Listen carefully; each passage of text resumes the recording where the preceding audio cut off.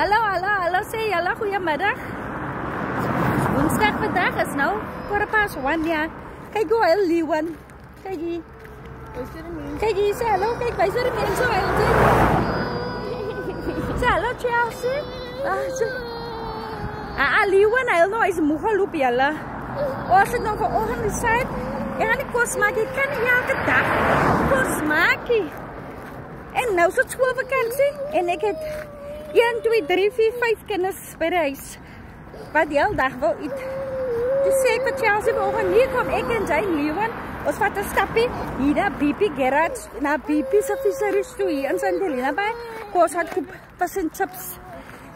Nou nie, ons het nog nie, ek het nog nie cash gehad vir taxi weer op huis toe nie. Toe sê ek vir Chelsea, en stap ons maar en Leeuwen my keer stap en volkom Leeuwen. Kijk hier, hy sal weer opgetel. Sy maak hom opgetel. Hy loop en keer hom nou sommer sy magpyn.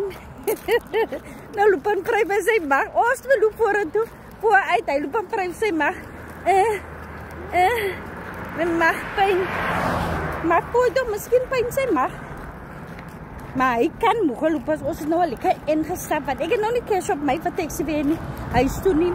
Maar die het hier so taxi aangekom, soos ons nou loopie, niks taxi het ook by ons gegaan nie. Toe sê ek, waar moet ons maar nou stap?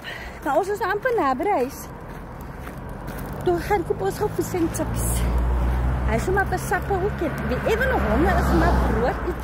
En ek gaan nie elke dag kos maak. En is daar nog kos oor, en wil hulle nie oorgestaande kos eet nie.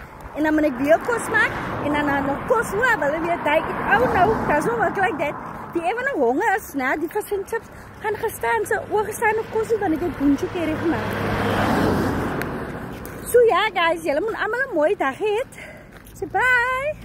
Say bye Leeuwen. Say bye guys. Say bye guys. Hy voel nog, hy is moe, hy is so baie impressed met ons. Maar anyway, julle moet allemaal een mooie dag hê.